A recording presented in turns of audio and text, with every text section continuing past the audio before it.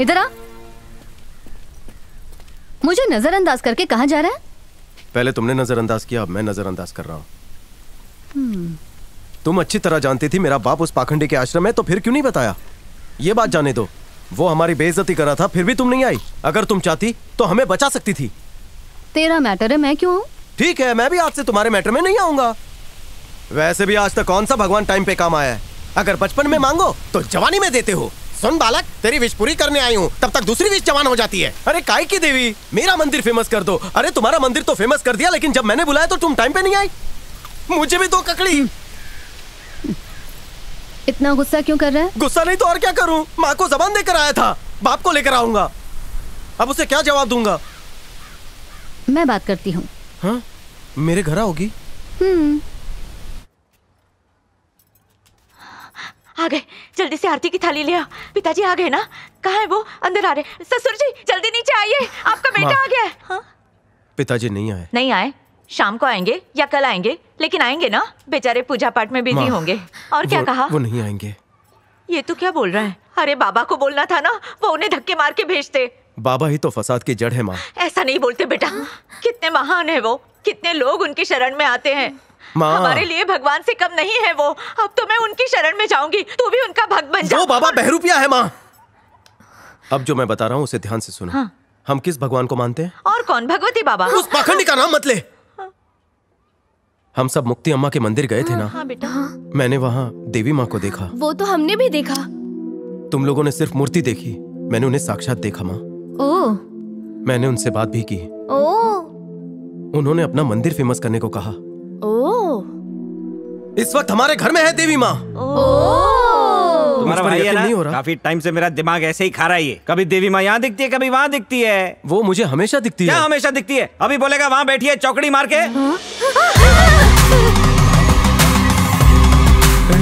ये गाँव की गोरी कौन है? ये चाची, उधर कोई दिख रहा है आपको? तुझे कोई नहीं दिख रहा? कौन बैठा वहाँ? आंखें फाड़ के देखना। अब समझा क्या चल रहा है।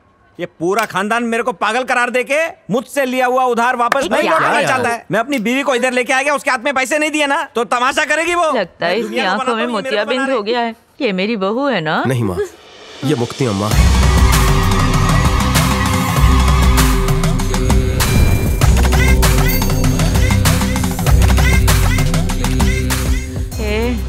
तुझे सारी लड़कियां शादी के लिए मना कर रही थी, इसलिए तू इसे उठा कर लाया है ना? अच्छी है। अपनी औकात देख और उसकी शक्ल देख। तुम दोनों में स्वर्ग नर्क का फर्क है। वो देवी माँ है। अब तो घर में बत्ती नहीं जलानी पड़ेगी, जुगनू की तरह चमक रही है। इसके कान के बड़े बड़े झुमके देख, इसको बेच के अपन लंदन अमेरिका घूम के आएंगे। गले में देख 50 तोले का हार पहना है, बड़ी मालदार बहू लाया रे तू। अगर तेरी इससे शादी हो गई ना तो तेरे बच्चे खरगोश से भी ज्यादा गोरे होंगे। ये हमारी कुल देवी है। 3 नत्थी पहनने से देवी हो गई क्या? फैशन है आजकल। ऐसे घूर रही है जैसे खा जाएगी। ये हमारी कुल देवी है। इस पर यकीन नहीं हो रहा? तुम मुझसे कुछ मांग कर देखो, मैं दे दूंगी। माँ रेडी हो जा। हमारा टूटा मकान राजमहल बन जाए, जिसमें फाउंटेन हो, स्विमिंग पूल हो, बड़ी सी कार हो, वॉचमैन हो। हमारे नए बंगले में TV, washing machine, AC, fridge, sofa, CCTV camera हो। हमारे लॉकर पैसों से गहनों से खचाखच हो। हमारे पड़ोसी और सारी दुनिया के लिए हम खानदानी रईस हो। बहुत सही मांगा। हाँ, अब दो ना। बचपन से सब फटेयाल थे ना, इसीलिए इन्होंने आपसे दिल खोल के मांग लिया। माँ बोला। हाँ जल्दी से दे दो।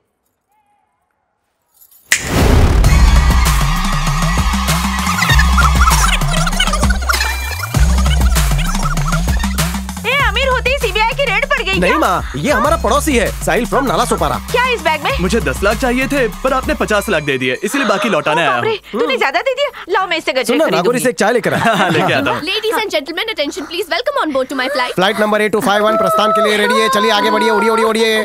नमस्ते मालिक। 5 मिनट ही सही, तूने बहुत सेवा की थी। आज से तू वॉचमैन नहीं, मेरा पर्सनल मालिश वाला, और तेरी सैलरी 50 लाख रुपए। धन्यवाद मालिक। ये क्या बोल दिया? हाय मेरा फेवरेट कलर येलो। टीवी देख कितना बड़ा। हाय हाँ बोला। अम्मा प्लीज माँ, अम्मा प्लीज माँ।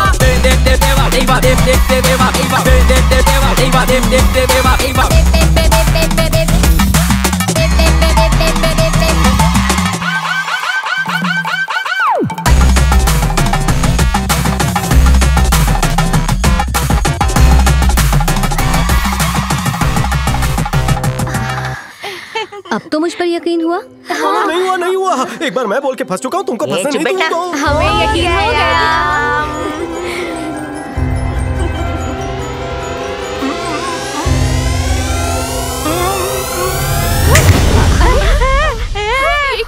कहाँ गया मेरा बंगला? कहाँ गया? अरे वॉचमैन कहाँ है? नौकर चाकर टीवी कहाँ गया? बता ना, बोल ना। ये क्या किया? मैंने बोला था ना यकीन नहीं बोलने, फिर क्यों बोला? अमीरी के बादल छट गए माँ। तेरी माँ ने अपनी पागलपंती का सबूत दे दिया। मानती हो ना तुम हठीली हो? हाँ बेटा, तुम हमारी जिंदगी में रिकवरी एजेंट बन के क्यों आई? जब यकीन नहीं था तो दे दिया। अब यकीन हो गया तो ले लिया।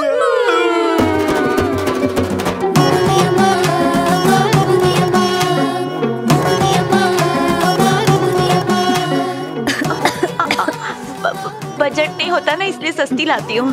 चाकू टूट गया, ऐसे ही दांत से काट काट के खा लो ना। हाँ? हाँ? अरे ये क्या कर रही हो? अभिषेक कर रही हूँ। मेरे लिए? और क्या, तुम देवी हो ना। नई साड़ी है, खराब हो जाएगी। इसे हम कल कर सकते हैं। आप सच में देवी माँ हो ना?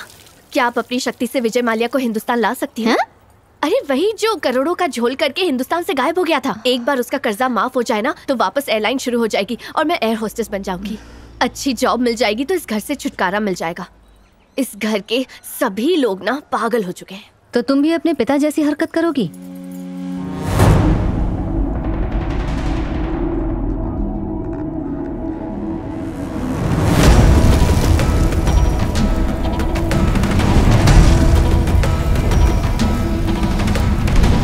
तेजी से फैलती आग ने पूरे विजयनगर को घेर लिया है।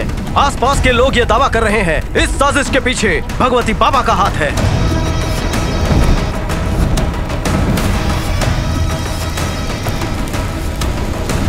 विजयनगर की तरह आसपास के गांवों और खेतों को भी जलाया जा रहा है।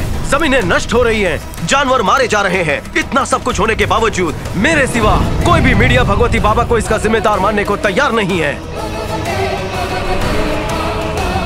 बाबा के खिलाफ बहुत सी कंप्लेंट्स आई हैं, लेकिन आज तक किसी ने कोई एक्शन नहीं लिया। जागो देशवासियों, मेरी तरह जुल्म के खिलाफ आवाज उठाओ। अगर जनता की सोच बदलेगी तो देश बदलेगा। पोल खोल न्यूज से मैं चंपू चुटेश्वर। दिमाग घास करने गया है? तुम खुद को सीबीआई ऑफिसर समझते हो? सबूत क्या है तुम्हारे पास? सबूत हार्ड डिस्क के अंदर है। इसे सबूत कहते हैं? कितनी बार कहा है बाबा इज्जतदार आदमी है। मैं चैनल का बॉस हूँ और ये चैनल उसी के रेमो गरम पे चल रहा है। उसकी पब्लिसिटी करनी पड़ेगी, वहीं से पैसे आते हैं चैनल को। उन्हीं पैसों की बदौलत तुम्हें सैलरी मिलती है मिस्टर चंपू। अगर ये बदलाव का भूत नहीं उतरा ना तो तुझे इस शहर के किसी भी चैनल में नौकरी नहीं मिलेगी, समझा? अब अपनी सड़ी हुई शक्ल लेकर निकल यहाँ से। गधा बड़ा सच्चाई का पुजारी बनता है। चंपू कहीं का, ये लाएगा बदलाव। चल जा। जब मेरे हस्बैंड को तुमने ढूंढ ही दिया है तो घर भी ले आओ ना। क्यों लेकर आऊं? अरे कैसी बात कर रही हो? इन लड़कियों का कन्यादान करने के लिए। अगर तुमने इनकी शादी करवा दी तो तुम्हारा घर में सबसे बड़ा फोटो लग। मेरे सिवा बाबा के खिलाफ किसी ने आवाज नहीं उठाई। मुझे वार्निंग मिली है कि मैं बाबा के खिलाफ गया तो मुझे नौकरी से निकाल देंगे। अरे मैं इतनी जरूरी बात कर रही थी और तूने आके बीच में भांजी मार दी। क्यों? मूड खराब है, वहाँ जाकर बैठ। अरे कैसी बात कर रहा है? देवी हमारे घर में 2 दिन के लिए विजिट वीजा पर आई है। मैं उनसे कुछ मांग रही थी। तू ही बता, अगर उनका वीजा किसी फॉरेन कंट्री में लग गया तो पागल है क्या? जब देखो पागलपंती करती रहती है। क्या भगवान लोग के पास इतना टाइम होता है कि वो हमारे घर आए, पड़ोसी के घर जाए? अक्ल नहीं है? 50 साल की बुढ़िया हो गई है। इसी पागलपंती की वजह से तेरा पति छोड़ कर गया। क्या जरूरत थी 4 बच्चे पैदा करने की? सबका बोझ मेरे सर पे डाल दिया। पागल औरत। ए, माँ से ऐसे बात करते हैं? सही तो कह रहा है ये। मैं अच्छी माँ नहीं बन सकी। दुनिया में माँ बाप बच्चों की अच्छी परवरिश करते हैं। हमने पैदा तो किया, परवरिश नहीं कर पाए क्योंकि हालात ने साथ ही नहीं दिया। विद्या की बीच में ही पढ़ाई छुड़वा दी। इसे घर के कामकाज में झोंक दिया और जिंदगी बर्बाद कर दी। छोटी बहनें इस पर ऐसे हुक्म चलाती है जैसे वो इस घर की नौकरानी हो। इसकी जिम्मेदार मैं हूँ। मैंने इससे इसका बचपन छीन लिया। चाहते हुए भी मैं इसे कोई खुशी नहीं दे पाई। पति के जाने के बाद जैसे मेरा सुख चैन सब कुछ बुरी तरह उजड़ गया हो। चंपू के लिए मैंने कितनी लड़कियां देखी। मेरा चंपू सबको पसंद आता है, पर जिसका बाप भगोड़ा हो उस घर में अपनी लड़की कौन देगा? मेरे बेटे ने मुझे माँ कम और पागल औरत ज्यादा कहा है। इस पे गलत भी क्या है? मैं उसी लायक हूँ। मैंने अपने बच्चों को नहीं, बच्चों ने मुझे बड़ा किया है। मैं दुनिया की बदनसीब माँ हूँ जिसे उसका बेटा पागल कह के बुलाता है। तेरा बाप घर छोड़ के भाग गया, इसलिए इस घर की और हमारी जिम्मेदारी तुझ पर आ गई। पढ़ाई के साथ साथ तुझे मेहनत मजदूरी भी करनी पड़ी। तू हमेशा कहता है ना, इतने बच्चे क्यों पैदा किए? तू छोटा था ना, इसलिए तुझे कभी समझा नहीं पाई, लेकिन आज बताऊंगी। चंपू उस वक्त 4 साल का था, विद्या 6 महीने की गोद में। मैं भी अपने पति से शादी करके खुश नहीं थी, रोज के झगड़ों से तंग आ चुकी थी। एक दिन तो उन्होंने हद ही कर दी, एक सोडा बोतल लेकर मेरे सर पे मारी और मेरा सर फोड़ दिया। मेरे बच्चे डर गए और रोने लगे, कहीं वो मेरे बच्चों को न मारे, इसलिए मैं उन्हें लेकर भाग गई। सोचा कि मर जाऊं, लेकिन फिर मेरे बच्चों का क्या होगा? मेरा तो कोई रिश्तेदार भी नहीं है जो मेरे बाद मेरे बच्चों का ख्याल रखे, उनकी देखभाल कर सके। अनाथ हूं ना मैं। अगर मेरे बच्चे भी अनाथ हो गए तो वो किसके सहारे जिएंगे? इसलिए मैंने ठान लिया, अगर ये ज्यादा भाई बहन होंगे तो मैं रहूं या ना रहूं, एक दूसरे के सहारे जी लेंगे। इसलिए मैंने इतने बच्चे पैदा किए। मुझे तेरी बात का बुरा नहीं लगता। मैं चाहती हूँ बस मेरे बच्चे हमेशा खुश रहे। अगर तेरे पति को मैं वापस ले आऊं और उस पाखंडी को सबक सिखाऊं तो? अब आएगा मजा।